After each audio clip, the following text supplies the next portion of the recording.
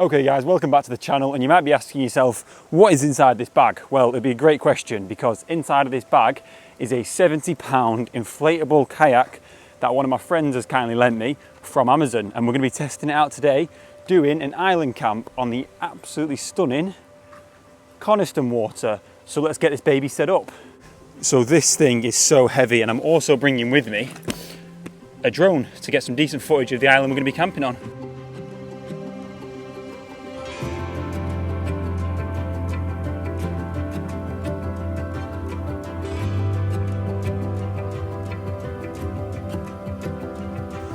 Okay guys, the bag is on.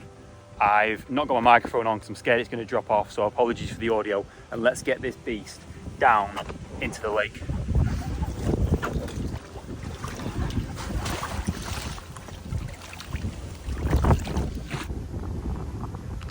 So we made it into the kayak with no issues. Now this kayak is very unstable and it isn't really suitable for someone of my height. I'm about 6'2½", but it's doing the job fine. I feel pretty comfortable in it.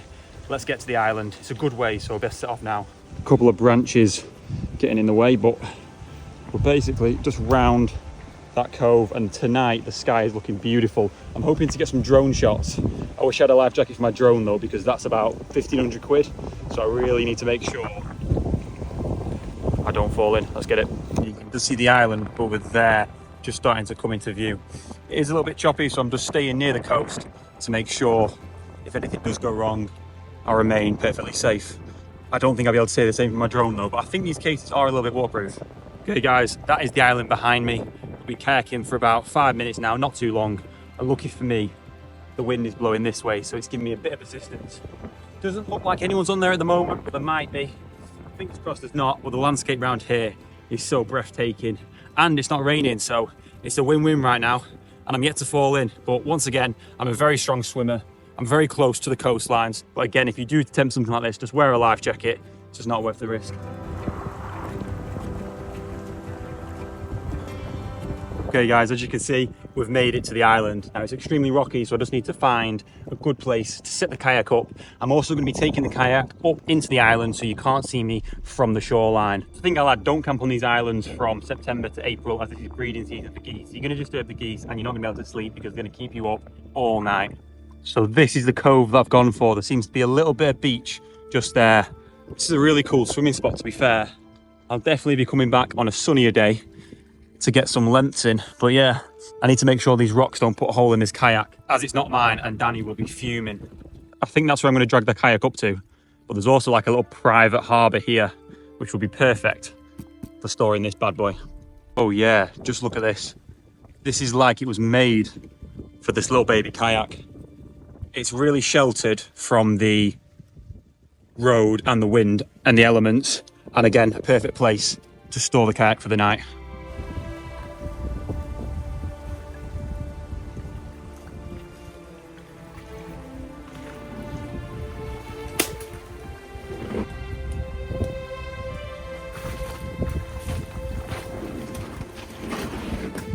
We've arrived on this island, and this has to be one of the coolest spots I think I've ever camped on. Absolutely incredible, this place. But yeah, I'm not going to tell you where it is. I'm just going to keep it a secret, but I'm sure you'll be able to figure it out from the drone shots. Let's take a look where we parked our kayak for the night. Very, very windy, so the audio is probably blowing out. So we parked our kayak in this little secluded cove. Really cool. Literally like a parking spot. A couple of signs up, so maybe this island isn't as secret as I thought it was. But yeah, some really good camping spots here. And again, if you do visit any of these spots, or you take any inspiration from this account to get outdoors, just make sure you tidy up after yourselves. There's a little bit of litter on here, like a couple of wrappers, but nothing crazy. So fair play. People have been looking after this island, and make sure if you visit it, you look after it too. This looks like a cool spot. Take a look at that view. Now, part of me thinks I have missed a trick. I should have brought my freestanding tent, but as some of you may know, I've got a pole tent recently, and I've been absolutely hooked. Since getting it, it's all I can think about when it comes to using tents. Like, it's a really cool lightweight option, so yeah, a little bit of litter. Nothing too crazy. I don't think anyone meant to leave that behind, but again, if I find anything on this island, I will tidy it up. If I can, anyway. You guys saw how sketchy that kayak experience here was, so I don't want to make it any worse on the way back with a kg of bottles. But yeah, I've got my bag. I'm going to go and tidy up the kayak area, drag it up a little bit more, and find somewhere to set up for the night.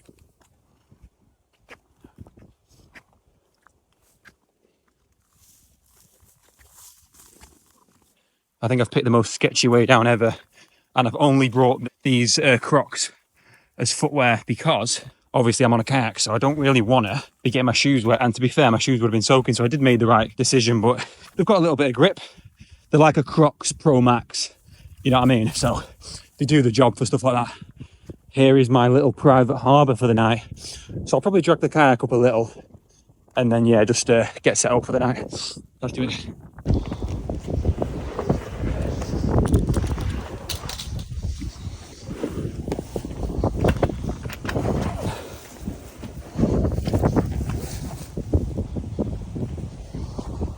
So this looks like the best place to set the tent up.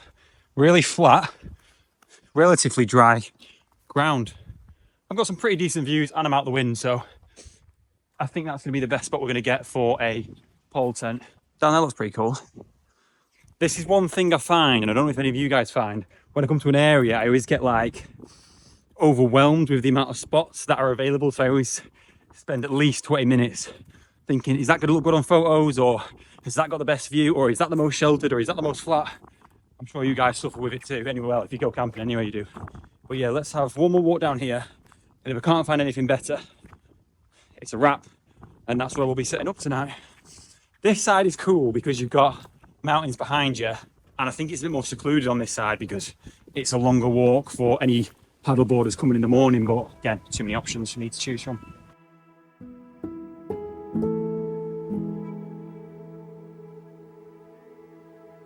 Okay guys, so that's the tent fully set up. I had a bit of an issue with this type of ground. It was like gravelly mud, very dry. So I've just compensated and I've stuck it in the grass there. And then I compensated with that side. And as you can see, the tent is extremely taut. So this is the path round to my little setup. Let's take a look. I'm gonna send the drone up before it gets too dark. There we go. Nice and hidden. Can't really see it from the lake.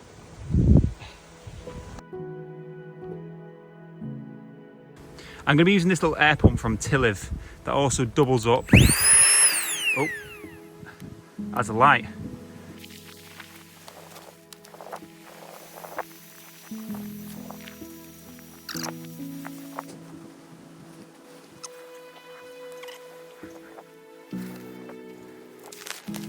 Okay guys, we're going to fire the drone up now and take a look at the views of the island we're currently on.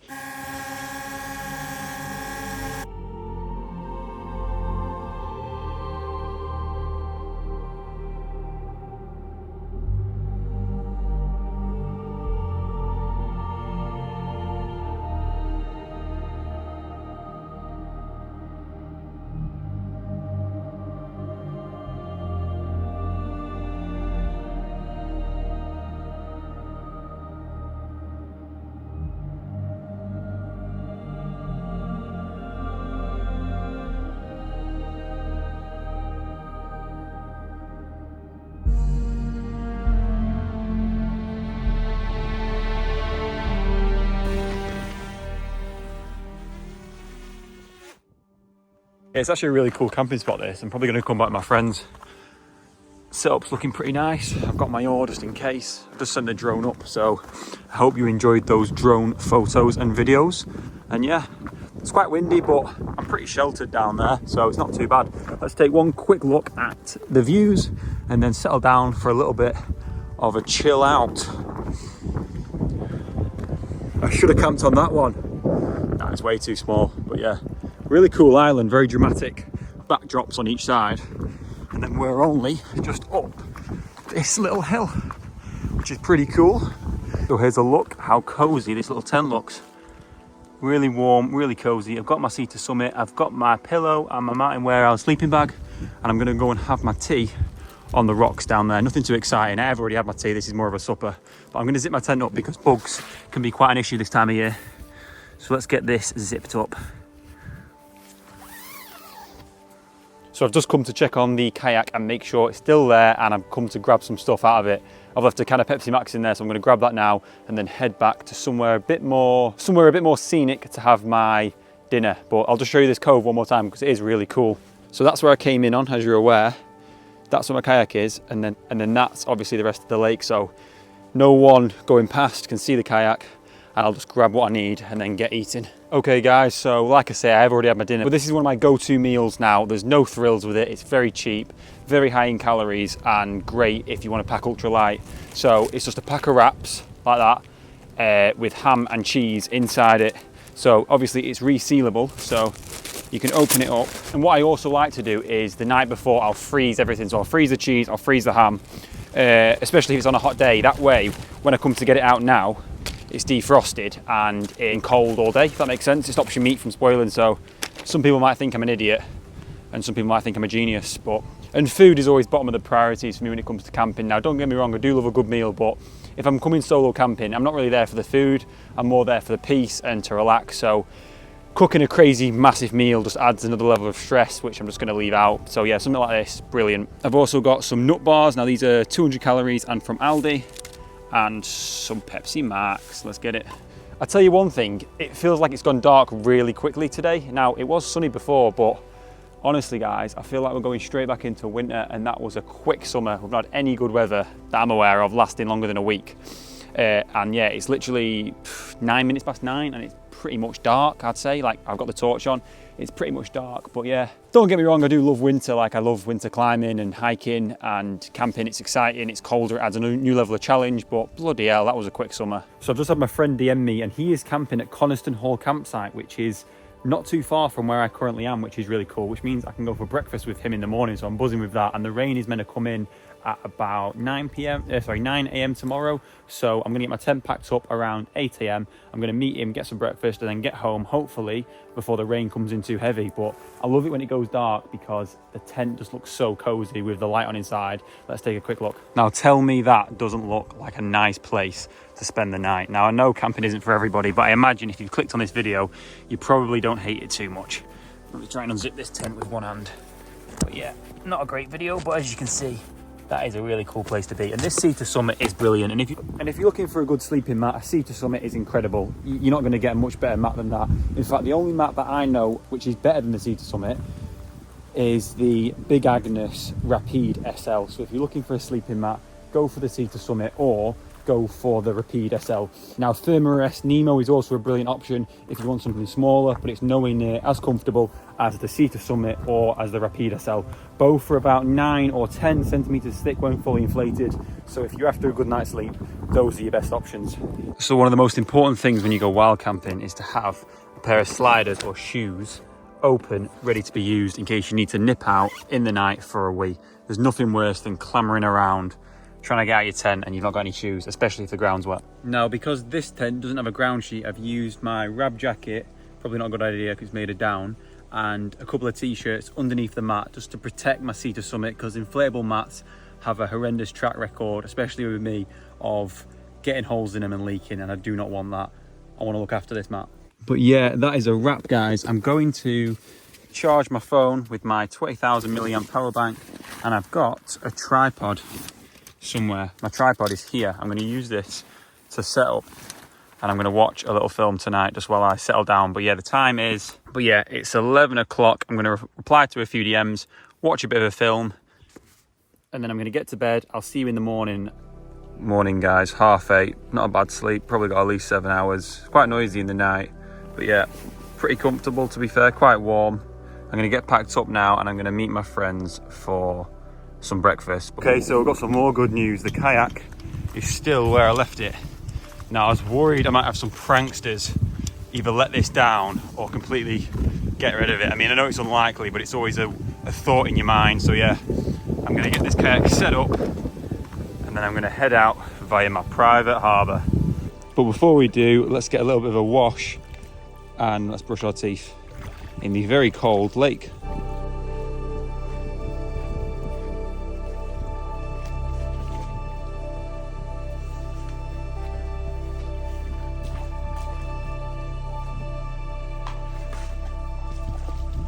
So I woke up to a few DMs saying that this was the same island which Swallows and Amazons were filmed on, and it's the 50-year anniversary, so what a coincidence. Let's take a look at that. It's a lot choppier on the way back. Got a good half a kilometre to go. But yeah, it's really windy and really choppy, so if you do this, make sure you use a proper kayak. Finally made it back to the mainland. That was really tough. Doesn't look it, but it is a little bit choppy out there, so we're fighting that, but we're home. Probably should have put my waterproof jacket on for that. Bloody hell, it was soaking. It's just so choppy out in the middle. But we made it back safe and sound. I'm going to get this deflated and then go and meet my friend in Coniston. That was one of the best breakfasts I think I've ever had inside of the Lake District, but it was 14 quid, so I guess you get what you pay for. But yeah, it was good to see the lads, and I'm heading to Blackpool now. Thanks for watching the video. As an apologies for it being quite short and rushed. The weather wasn't great and kayaking can be quite difficult, so make sure you subscribe, and I'll see you guys again soon.